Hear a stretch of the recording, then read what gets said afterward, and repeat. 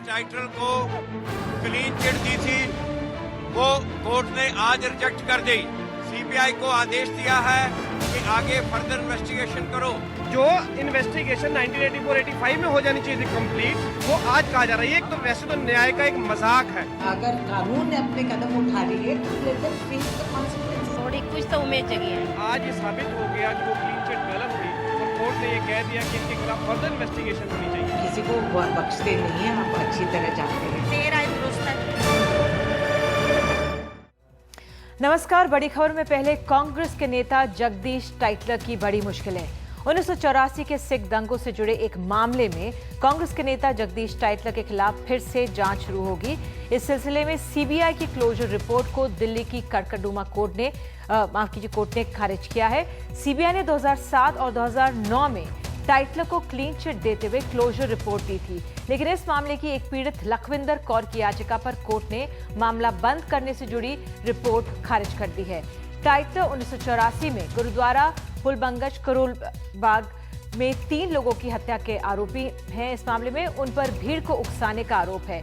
नानावती आयोग ने 2005 को दी अपनी रिपोर्ट में भी टाइटलर के खिलाफ सबूत होने की बात कही थी।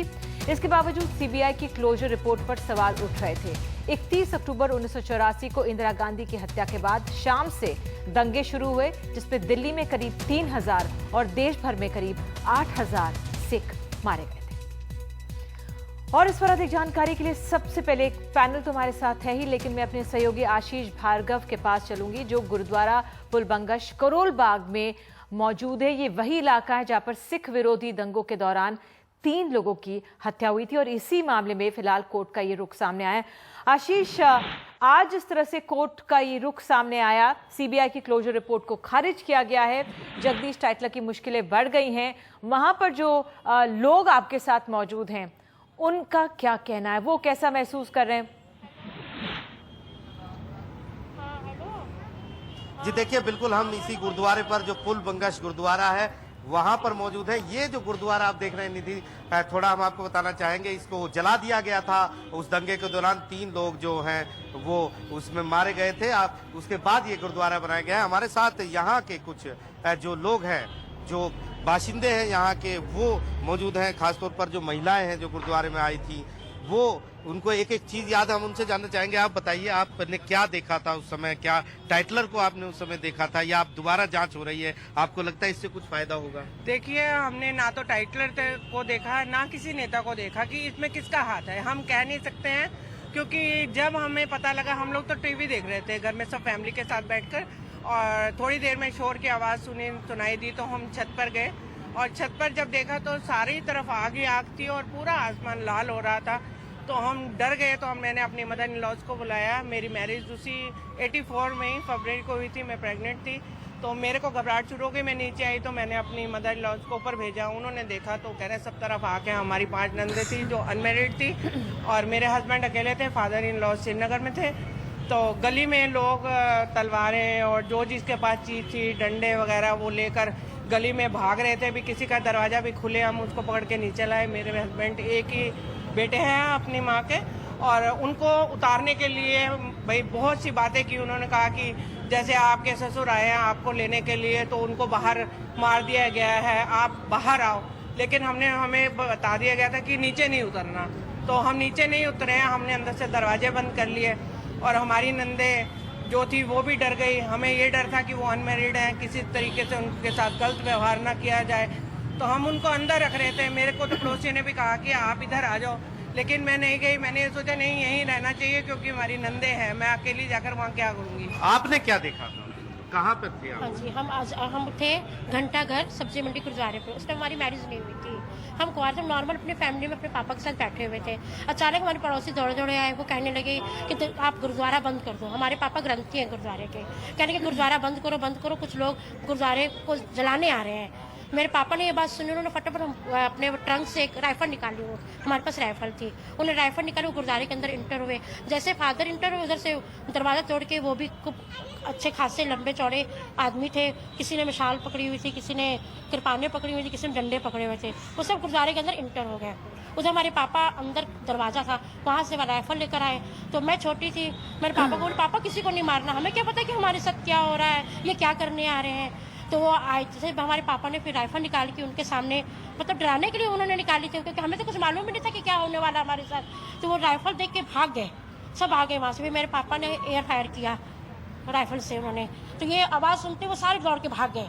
तो हमारे पड़ोसी आए, वो कहने लगे कि हमारे घर गुरुद्वारे के साथ ही 2 कदम एक और गुरुद्वारा था, तो वहाँ से कहने लगे उस गुरुद्वारे ग्रंथ साहब को जला दिया गया, वो आपका भी जलाएंगे। वो फिर पड़ोसी हमारे, मुझे, मेरे पापा को, मेरे ब्रदर को अपने घर लेके गए, उन्होंने हमें पनाह दी।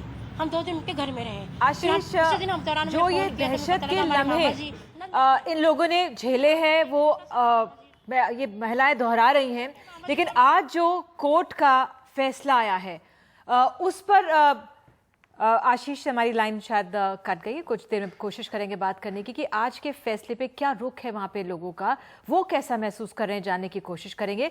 लेकिन मेरे सहयोगी रजत केन अब हमारे साथ मौजूद है। रजत, एक इस तस्वीर का जो आज का फैसला है, एक पहलू वो है जो हम सुन रहे थे अभी, जो दहशत के दौर से उस समय पलों से लोग गुजरे थे, वो जो समय था, इतने लोगों की जान गई थी। लेकिन दूसरी तरफ जगदीश टाइटलर का मामला भी है। 2007 में, 2009 में सीबीआई ने क्लोजर रिपोर्ट बार बार दी, क्लीन चिट देने की कोशिश की। जगदीश टाइटलर की तरफ से क्या कहा जा रहा है, क्या उनके वकील या उनके पक्ष की तरफ से क्या खबर? निधि, जगदीश टाइटलर इस समय चुप हैं, वो कुछ नहीं बोल रहे हैं और कोर्ट का फैसला आने से पहले हम लोगों ने काफ़ी ट्राई किया था उनसे बात करने की। उनका यही कहना है कि इस मामले में ना आज तक उन्होंने कुछ कहा है और ना अब जो है कोर्ट के फैसले के बाद कुछ कहेंगे। फिलहाल ये जगदीश टाइटलर का अपना पर्सपेक्टिव है, लेकिन जो आपके साथ गेस्ट हैं जिस तरह बता रही हैं, पूरी दर्दनाक कहानियाँ हैं उनकी। 30 साल लंबा उनको इंतज़ार करना पड़ा है कुछ उम्मीद के लिए। जो आज जो फैसला आया उससे थोड़ी सी उम्मीद बढ़ी है, क्योंकि इस मामले में हमेशा से यही कहा गया है कि बड़े लोग जो रहे हैं, जो ताकतवर लोग हैं, जो कद्दावर लोग हैं, वो इससे बाहर निकल कर बच चुके हैं। लेकिन अब जो है, जो 2 नाम हमेशा चलते रहे, सज्जन कुमार और जगदीश टाइटलर, दोनों ही जो हैं अब मुकदमों के बीच में एक तरह से घिरते हुए दिख रहे हैं। और ख़ास करके सज्जन कुमार पे तो मामला चल ही रहा है, उस मामले में सुनवाई हो रही है, अपने निर्णायक मोड़ पे आ चुकी है, फाइनल आर्ग्यूमेंट स्टेज पे है। आज जगदीश टाइटलर जो है उनके ऊपर कोर्ट ने सीबीआई को फिर से जांच करने को कहा है और ख़ास करके कुछ बिंदुओं पे कहा है। वो बिंदु क्या है हम इस समय डिटेल्स में नहीं बता सकते, क्योंकि डिटेल ऑर्डर आना बाकी है, लेकिन प्रथम दृष्टि से मैं कह सकता हूँ बने रहिए डिस्कशन में। और जो बिंदुओं की आप बात कर रहे हैं कि जगदीश टाइटलर की कैसे मुश्किलें बढ़ेंगी, क्या रहेगा, उस पर हम गौर करेंगे। लेकिन जो हमारे साथ और गेस्ट पैनल मौजूद है वो इंट्रोड्यूस करा देते हैं। जगदम्बिका पाल, सांसद कांग्रेस, हमारे साथ मौजूद हैं। मनजीत सिंह, अध्यक्ष हैं दिल्ली सिख गुरुद्वारा मैनेजिंग कमेटी के, हमारे साथ स्टूडियो में हैं। HS फुल्का, याचिकाकर्ता के वकील, कुछ पलों में हमारे साथ जुड़ने वाले हैं। और वरिष्ठ पत्रकार आलोक मेहता भी हमारे साथ स्टूडियो में मौजूद हैं। सबसे पहले मैं जगदम्बिका जी आपके पास आऊंगी और आपसे जानना चाहूंगी, आपके सांसद हैं जगदीश टाइटलर, उनकी मुश्किलें बढ़ गई हैं। नहीं, देखिए, एक न्यायालय का निर्णय है, तो न्यायालय के निर्णय का तो सभी अनुपालन करते हैं। लेकिन अब एक इन्वेस्टिगेटिंग एजेंसी थी सीबीआई, और सीबीआई ने 2007 में भी उस समय क्लोजर मूव किया, या 2009 में भी क्लोजर मूव किया। कोर्ट ने उसको एक्सेप्ट भी कर लिया था। अब ये जो पीड़ित पक्ष है उसने फिर से इस बात की कोर्ट में याचिका दाखिल की कि मतलब इस मामले की फिर से री इन्वेस्टिगेशन हो या फिर से ओपन किया जाए। तो अब उस पर अगर एक न्यायालय ने निर्णय लिया है, तो न्यायालय का निर्णय पे मैं समझता हूँ कि यही है कि फिर से जो न्यायालय ने निर्णय किया है उसके अनुरूप सीबीआई फिर उस मामले को फिर से रीओपन करेगी। लेकिन वो सीबीआई का कम से कम जो उनका अपना अंतिम निष्कर्ष था, एक तरह से सीबीआई के उस निष्कर्ष से न्यायालय भी सहमत था, क्योंकि न्यायालय में बहुत से मामले इन्वेस्टिगेटिंग एजेंसी के, चाहे सीबीआई हो, लोकल पुलिस हो या जो भी CBCID हो, ये इन्वेस्टिगेटिंग एजेंसी अपनी भेजती हैं, चार्जशीट भेजती हैं, किसी में क्लोजर रिपोर्ट भेजती हैं, और नामली फिर कोर्ट गुण दोष के आधार पे उस पे ये फैसला करता है कि क्या ये क्लोजर एक्सेप्ट किया जाने लायक है। जी, सीबीआई जो क्लोजर रिपोर्ट देती रही, मैं आऊंगी आपके पास 2007 में, 2009 में, लेकिन कोर्ट ने उसको अब सिरे से खारिज कर दिया इस मामले में। मंजीत जी, जो आज का जो मैं समझता हूं कि इसको सीबीआई ना कह के कांग्रेस ब्यूरो ऑफ इन्वेस्टिगेशन कहें। 15,000 लोगों का कत्ल हो जाए हिंदुस्तान में, 4000 के करीब दिल्ली की सड़कों पे गलों में टायर डाल के जलाए दिए गए हों, क्या कसूर था उनका? अपने बच्चों की रोटी कमाने के लिए निकले थे। सीबीआई कहती है कि इसको क्लोज कर दिया जाए। क्यों क्लोज कर दिया जाए? सीबीआई ने ना उन तथ्यों को जानने की कोशिश करी, जो उसमें मुख्य गवाह हैं उन गवाहों को, विटनेसेस को उन्होंने अकाउंट फॉर करने की कोशिश नहीं करी। क्या जल्दी थी?